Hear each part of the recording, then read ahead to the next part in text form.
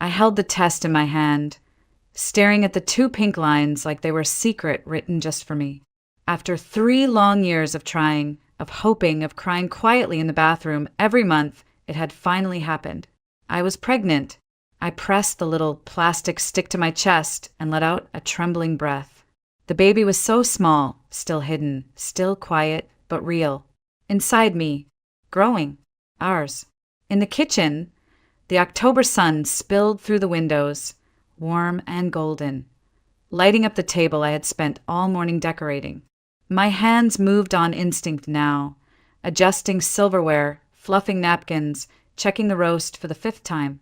Today was my mother-in-law's 60th birthday, and every inch of the house was dressed for celebration. But I had my own secret to celebrate, my own joy humming just beneath the surface of it all. I imagined the moment. Ethan would take my hands, eyes wide with wonder, and spin me around the room. He'd laugh, maybe cry, kiss my stomach, say something ridiculous like, "We need to buy a crib today." We'd talk about names, about painting the guest room, about building a world for someone we hadn't even met yet, but already loved. I heard his voice before I saw him. "Babe, you in here?" "Kitchen," I called, stuffing the test back into my jeans pocket, my voice too bright, too casual. Ethan stepped into the room with that effortless charm that always made me feel like the luckiest woman in the world. His ocean blue shirt made his hazel eyes look almost gold in the sunlight. He kissed my cheek and took in the table with a low whistle. "Wow, my mom's gonna love this." "She deserves it," I said, smoothing the tablecloth unnecessarily. "60's a big deal." He leaned in and whispered, "Not as big as the news you've got for me, apparently." I smiled, almost shy. "Later, when it's just us." He grinned and kissed my forehead. "You're killing me, Anna." The doorbell rang before I could answer, and just like that, the moment was gone. The Mitchells had arrived. Eleanor walked in like royalty, her silver hair pinned up in a perfect chignon, her navy suit sharp enough to make you sit up straighter just looking at her. "Anna, sweetheart," she said, kissing my cheek. "Everything looks absolutely perfect." "Thank you," I said, offering her a glass of wine. "I hope it's to your liking." She smiled with rare softness. "It's lovely, truly." Frank, my father-in-law, nodded silently and handed over a bouquet of white lilies and a bottle of aged scotch. That was his way of saying, "Well done." The rest of the guests trickled in, Ethan's sister Angela and her husband Mark, their 2 kids already racing through the house, a few of Eleanor's retired teaching colleagues, some neighbors from across the street. The house was full of voices, clinking glasses, the smell of roast pork and garlic potatoes drifting through the air like a memory from childhood. Everyone said the same thing. "Anna, how do you do it? This is incredible. You're amazing." I smiled, said thank you, passed plates, refilled drinks, and all the while I kept touching my stomach like I was silently telling the baby, "You're already loved. You're already here." Ethan played the perfect host. Charming, attentive, hilarious. He told a story about a work trip gone wrong. Something about a hotel mix-up and a man in boxer shorts screaming at the front desk. The room erupted in laughter, even Eleanor. I watched him from the kitchen doorway, my heart full. He looked so alive, so confident, so mine. For a moment, I believed it. All of it. The clink of glasses, the scent of cake frosting, the hum of chatter in the living room. I wanted to freeze it there, to stop time right in that second. Before I found out, before everything I believed about my life shattered. But that came later. For now, I was just Anna Mitchell, wife, hostess, mother-to-be, and I had no idea that within hours, I'd be someone else entirely. It started with something simple. A question from Eleanor over dessert. "Where's Ethan?" she asked, glancing around the crowded living room. "Haven't seen him in a bit." I looked up from the coffee cups I was arranging. I hadn't noticed he was gone. He was just here. Maybe he stepped out for a call. I offered, though my voice felt strangely distant, like I was already somewhere else. Angela chimed in, probably in his study. He still keeps all his work files in there, right? I nodded and excused myself, wiping my hands on a towel as I walked down the hallway. My pulse quickened, but I told myself it was nothing. Just a call. Just a client. That's what he'd say. That's what he always said. The door to his office was half shut. A sliver of warm lamplight spilled across the hallway floor. I reached out to knock, but then stopped. His voice floated through the gap, low and intimate, and nothing like the voice he used with me. I know, I hate it too, he whispered, and I heard a small chuckle, tender and soft. But what do you want me to do? The house is full of people. I didn't breathe. I didn't blink. My hand hovered above the doorknob. I can't just walk out. It's her mother's birthday. That would look bad even for me. A pause, then a laugh. No, of course she doesn't know. Anna believes everything I say. Like clockwork. My stomach turned. He continued. I'll tell her soon. A few more weeks. Let the party dust settle. Then I'll say we're just not working anymore. That it's no one's fault. That we drifted. The usual soft landing garbage. I staggered back half a step, pressing a hand to my chest. I mean, come on. She still thinks we're going to have a baby, he said, followed by a cruel laugh. Poor thing's probably planning names. The queasy warmth in my belly curdled to ice. She's sweet, he added mockingly, but she's not you. She's soft, predictable. She'll cry, maybe beg, but she'll let go. Eventually. I backed away from the door as if it had burned me. I didn't hear the rest. I didn't want to. The hallway tilted under my feet. My legs turned to liquid. I barely made it to our bedroom before the tears came. Silent, uncontrollable, feral. I clutched the edge of the dresser, gasping like someone drowning above water. Every breath was a betrayal. How long had it been going on? Months? Longer? And Madison, was that her name? The one from the texts? The one in the red dress, the perfume I'd smelled on his coat once and believed when he said it was his co-worker's handshake hug? The dots connected themselves. Too fast, too clear, and suddenly I couldn't unsee them. In the pocket of my jeans, the pregnancy test pressed into my leg. I pulled it out and stared at it. The two pink lines glared back at me like a cruel joke. How was I supposed to tell him now? How could I say, we're going to be parents, to a man who was already planning to leave, to a man who thought I was weak, predictable, disposable? I heard his laughter from down the hallway, heard glasses clinking, the sound of a cake being cut, life moving on, oblivious, while mine was splitting down the middle. I washed my face, bit down hard on the scream building in my throat. I looked at myself in the mirror, a woman trying to hold her shape. Then I smiled, just enough, just wide enough to pass. By the time I returned to the living room, Ethan had reappeared, charming as ever, holding court like nothing had happened. His arm brushed mine as I passed, and he whispered, "You good?" I nodded. I lied, because the truth was, I had never been less okay in my life. That night, after the last guest had left and the dishwasher hummed softly in the kitchen, Ethan kicked off his shoes and dropped onto the couch like a man who had just won something. He loosened his tie and patted the seat next to him. "Come on," he said. "Sit. You've been running around all day." I sat, but only because my legs still hadn't stopped shaking. He smiled at me, the same smile he gave to Eleanor earlier when she complimented the wine. The same smile he used when he was telling his ridiculous hotel story. The smile that used to feel like home. "So," he said, nudging my leg playfully, "what's the big news?" I looked at him, at his familiar face, and felt like I was seeing a stranger wearing a mask I used to love. My hand went instinctively to the pocket where the test had been earlier.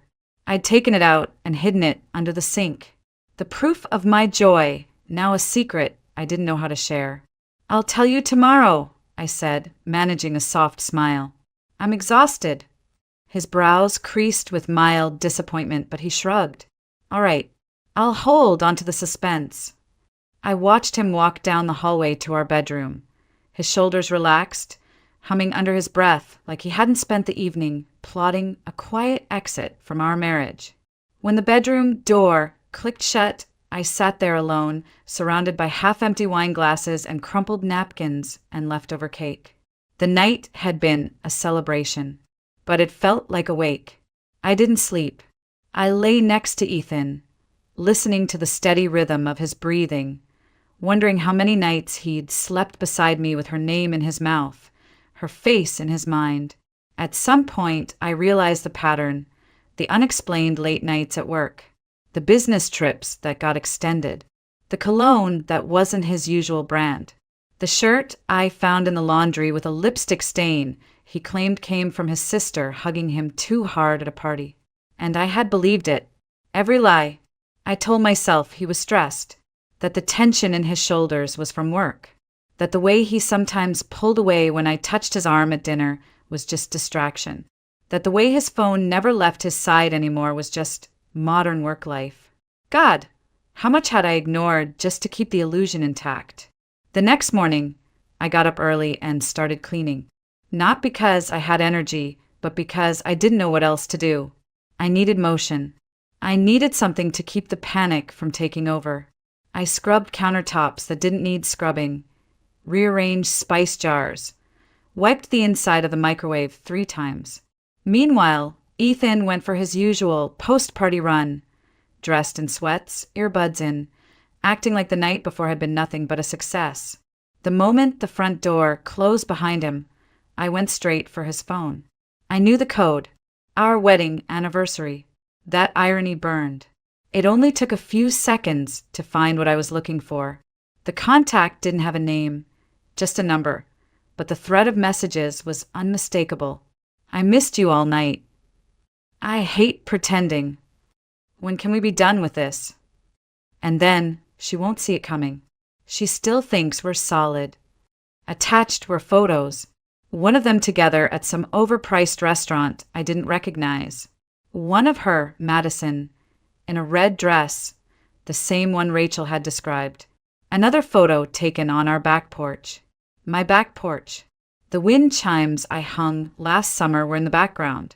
I barely made it to the bathroom before the nausea overtook me. This wasn't morning sickness. This was betrayal. I sat on the cold tile floor, forehead against my knees, tears mixing with bile in my throat. I wanted to scream, to break something, to make the pain visible, but I couldn't, because no one else knew yet. To them, I was still the happy wife, the perfect hostess, the lucky woman who had it all.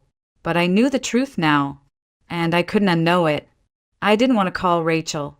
I didn't want to hear the sound of her voice, kind and knowing. I didn't want the sympathy, the outrage, the confirmation that what I'd heard, what I'd seen was real. But I also couldn't carry it alone. Not all of it. So I texted her, "Can we meet? Today. It's important." She replied instantly, "Of course. Same place?" At 11 a.m., I sat in the back corner of a little cafe we used to visit every Saturday morning before life got complicated and busy. I held a mug of tea I hadn't touched and tried to think of the right words. How do you even start a sentence like, "My husband is planning to leave me and doesn't know I'm pregnant"? Rachel arrived 5 minutes later, hair pulled into a low bun, denim jacket already slipping off one shoulder as she spotted me. Her eyes widened as she took in my face. "Anna," she said, sliding into the booth. Are you okay?" I shook my head, just once, and then the words came. I told her everything. About the phone call behind the office door, about the messages on his phone, about the photos, about Madison, about the test. I told her I didn't cry during the party, that I smiled and passed cake like everything was fine, that I lay awake next to him all night and stared at the ceiling, wishing I could be someone else, anywhere else, that I hadn't even told him yet, that I didn't know how. Rachel didn't interrupt. She just listened, her eyes growing darker with every sentence, her mouth tightening with quiet fury. When I finally stopped, my throat dry and my hand shaking, she leaned forward and whispered, "That son of a bitch!" It was the first time I'd laughed in days. A short, cracked laugh that made my chest ache. "Why didn't you tell me sooner?" she asked, reaching for my hand. "Or suspect something?" "I don't know," I whispered. Maybe I didn't want to see it. Maybe I didn't believe someone like him would throw it all away. She hesitated, then said quietly, "I saw him once. A few weeks ago. With her. At the mall." I froze. "I didn't tell you," she continued, "because I thought maybe it was innocent." She was pretty, blonde. He was standing close. They were looking at rings. I didn't breathe. "Jewelry?" I asked. She nodded. She tried one on. He kissed her on the temple. I told myself it was probably work-related, maybe a favor. I didn't want to jump to conclusions. "He was buying her a ring," I said flatly. "He's planning to marry her after he divorces me." Rachel paled. "Anna, I'm so sorry." "It's not your fault," I said. "It's mine. For not asking questions. For ignoring the signs. For trusting him when my gut screamed not to." She squeezed my hand. "Don't say that. Trusting your husband isn't a flaw." "No," I said, looking down at my stomach. "But trusting the wrong man might be." We sat in silence for a long time. Around us, the cafe filled and emptied and filled again. Waitresses refilled mugs. The espresso machine hissed. Someone dropped a spoon. I barely noticed any of it. Finally, Rachel asked, "What are you going to do?" I looked her in the eye. My voice didn't shake this time. "I'm going to see a lawyer." "Good," she said. "And what about the baby?" I placed a hand over my stomach. "I'm keeping it." "You won't be alone," Rachel said firmly. "Whatever you need, I'm here." I believed her. And for the first time since the world cracked open, I felt something unfamiliar flicker inside me. Not rage. Not grief. Strength. Maybe I didn't need to survive this alone after all. But even if I had to, I could. I spent the afternoon preparing dinner, not because I wanted to cook for Ethan, but because I needed a setting. A stage. Somewhere to place the truth and let it speak for itself. I made his favorite, steak with garlic butter, mashed potatoes with roasted rosemary, Caesar salad with fresh Parmesan. I set the table like it was a date night we hadn't had in years. I lit candles. I opened the wine he liked. I even changed into a dress he once said made me look beautiful. Back when I still believed he meant it. At 6:03, the front door opened and his voice called out cheerfully, "Smells amazing in here." I smiled and met him at the door. "I thought we could have a nice dinner." He raised a brow, amused. "What's the occasion?" "No occasion," I said. "Just us." He kissed my cheek and wandered into the dining room, humming as he poured himself a glass of wine. "Wow," he said, looking at the table. "This looks incredible, babe." I sat across from him. "You're welcome." We ate mostly in silence. I let him talk about work, some annoying client, a coworker who never replied to emails on time. He asked me once if I was okay. I smiled and said I was tired. That was all he needed to hear. He never asked again. After dessert, he reached for his wine glass, but I stopped him. "Ethan," I said softly, "we need to talk."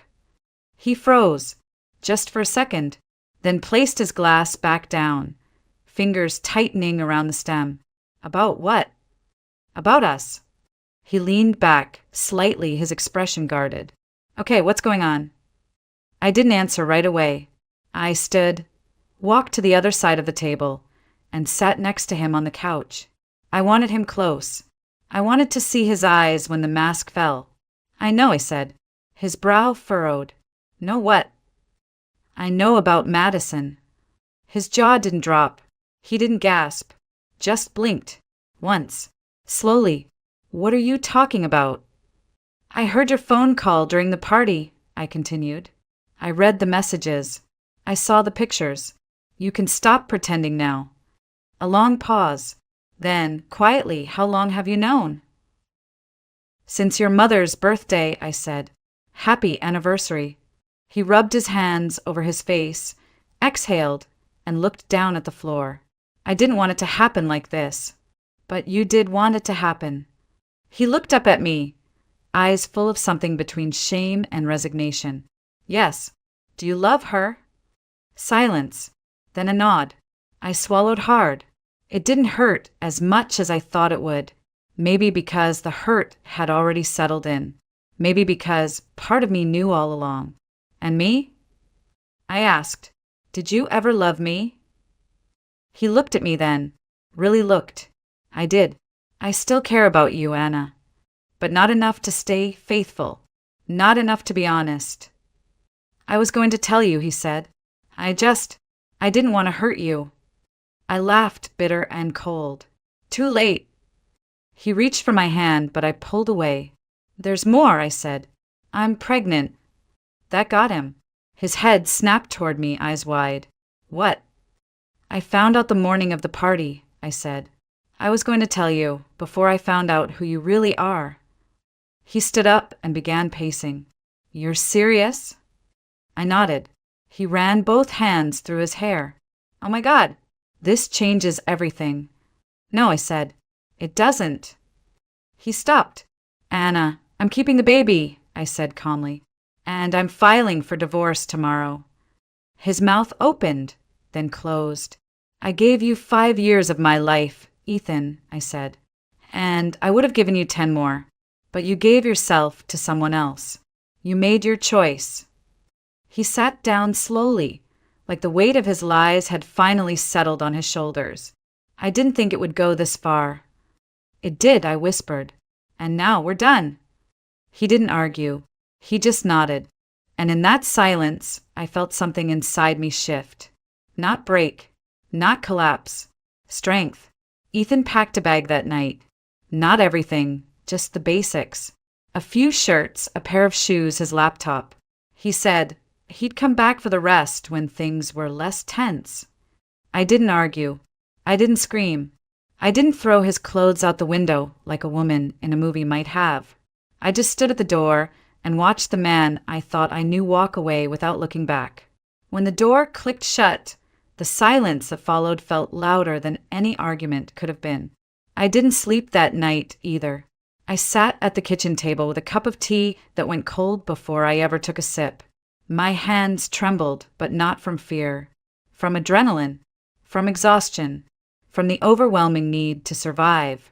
At 8 a.m. sharp, I walked into the law office of Michael Hargrove, a man Rachel had recommended months ago when her cousin went through a divorce. His office smelled like leather and old books and quiet power. Tell me everything, he said gently, and I did. I told him about the affair, the texts, the photos. I told him I was pregnant, that I wanted to keep the child, that I didn't want a drawn-out courtroom war. But I also wasn't going to be the woman who let her cheating husband walk away clean. He listened, took notes, nodded at the right places. When I finished, he leaned back and said, You're in a strong position, Anna. He stepped out. You have proof. You're carrying his child. The law is on your side. I felt a strange sensation, then a flicker of control. It wasn't much, but it was enough to stand on. After the meeting, I went to the clinic to confirm the pregnancy. 6 weeks. Everything looked normal. The doctor handed me prenatal vitamins and a pamphlet titled, Your Body and Your Baby, First Trimester. I held it in my hands like it was a passport to a country I hadn't meant to visit alone. When she asked if the father knew, I said yes. I didn't mention he was now an ex-husband in waiting. Next, I stopped by work. My boss, Linda Carlson, was already at her desk, sipping coffee and going through paperwork. I sat across from her and said the words I hadn't rehearsed, but somehow still came out steady. I'm going through a divorce, and I'm pregnant. She blinked, then set her coffee down. Oh, Anna, I'm okay, I said quickly, even though I wasn't. I just thought you should know. I'll keep working as long as I can. I need the income, and I need the distraction. She nodded slowly. You've always been one of the most reliable people here. Take whatever time you need, and when you're ready for maternity leave, we'll figure it out. I wanted to cry at her kindness. Instead, I smiled. Thank you. I came home to a house that felt too quiet. Ethan's shoes were gone from the doorway. His toothbrush no longer sat beside mine. His cologne no longer lingered in the hallway. I walked through each room slowly, like I was meeting them again for the first time. In the guest room, the one we had once said would be the nursery, I ran my fingers along the windowsill and tried to picture a crib, a rocking chair, a new life. Later that night, I FaceTimed my parents. They were shocked. My mother cried. My father's voice shook with restrained anger. But when I told them I was pregnant, something changed. My father sat back, his eyes suddenly soft. My mother wiped her face and whispered, "A baby, you're going to be a mother." "Yes," I said, "on my own." "You won't be alone," she replied. "You have us." And again, like with Rachel, like with Michael, like with Linda, I felt it. Support. Real, steady, grounded support. I didn't know how the next week would look, or the next month, or the next year. But I knew this much. I could breathe. And that was enough for now. 3 weeks after Ethan left, I finally took down the framed photo of us in the hallway. The one where we were standing on a cliff in Big Sur, wind in our hair, sunlight in our eyes, pretending we were invincible. I stared at it for a long time before carefully wrapping it in newspaper and tucking it into a box labeled Old Life. I didn't throw it away. I wasn't there yet, but I didn't need it on the wall anymore. The days became rhythm. I worked. I cooked. I went to appointments. I started a journal, not the kind where you write about your feelings with flowers in the margins, but one where I recorded symptoms, cravings, strange dreams, baby name ideas, and notes to the little life growing inside me. "You're the reason I get up when I don't want to," I wrote one night. "You're the reason I haven't fallen apart." My body began to change, subtle at first. A tighter waistline, a deeper hunger, a fatigue that no coffee could cure. But inside I was rebuilding, not just from Ethan's betrayal, but from years of being small to keep someone else comfortable. Years of folding myself down so his ego could stretch out on the couch. Now I was unfolding. Rachel helped me clear out his things.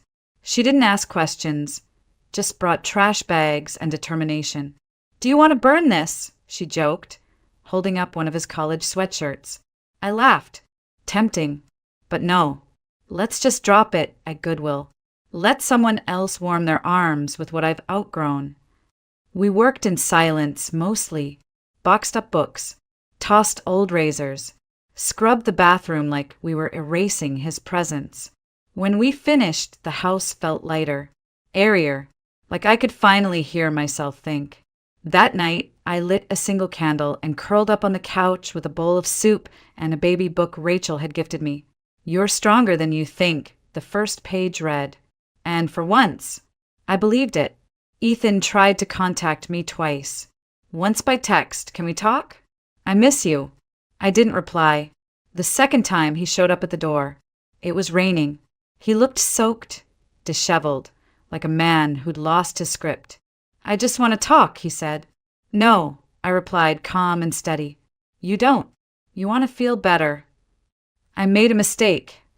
"You made a choice," I corrected. "Now live with it." He looked over my shoulder toward the hallway, maybe expecting to see some trace of his former life. The shoes, the photos, the woman who used to say yes too easily. But that woman wasn't here anymore.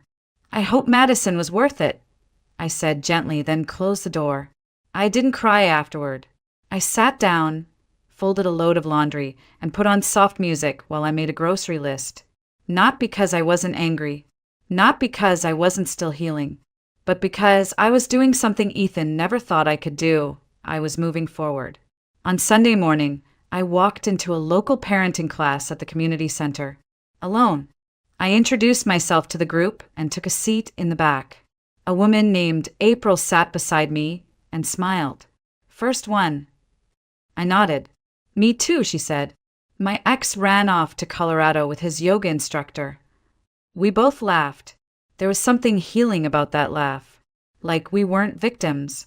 We were women in motion, women becoming. And as I drove home later that afternoon, the fall sun warm on my face, I realized something else. I wasn't just surviving. I was standing. And soon, I'd be ready to run. The first time I heard her cry, everything else disappeared. The white walls of the hospital, the sterile scent, the nurse's gentle rush around me. None of it mattered. All I could hear was her voice, tiny, fierce, undeniably alive. They placed her on my chest, and she was warm and damp and pink and perfect.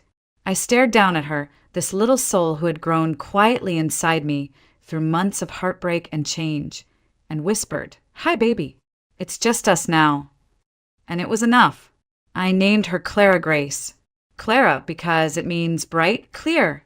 And that's what she was to me, the clarity after the storm. Grace because I'd survived only by learning to give myself some. Rachel was the first to visit.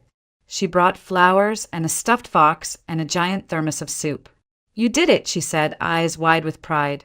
"No," I replied, "we did." The nurses said I was one of the calmest first-time mothers they'd ever seen. I didn't tell them it was because I'd already lived through the hardest part. Labor had nothing on betrayal. My parents came 2 days later. My father held Clara like she was made of glass. And my mother wept so gently I almost didn't notice until she kissed my forehead. "I'm sorry for everything we didn't see," she whispered. "But I see you now." I stayed at their house for the first month. Not because I couldn't manage on my own, but because it gave them a chance to love me in the way I hadn't let them before. And maybe because I needed to be loved without condition. Ethan sent a letter. No return address. Just his handwriting on cream-colored paper. "I don't deserve to be a father, but if you ever want her to know me, I'll wait." I read it once. Then again. Then I folded it and tucked it into the back of Clara's baby book. Not as an invitation, but as a record. A reminder that people make choices, and those choices shape everything. I never replied. We moved back into my house that winter. I painted the nursery yellow. I hung up tiny prints of flowers and clouds and framed a quote above her crib. "You are loved. You are safe. You are wanted." And I meant it with every cell in my body. Some nights, when Clara wouldn't sleep, I'd walk the hallway with her cradled against my shoulder, whispering songs I barely remembered learning.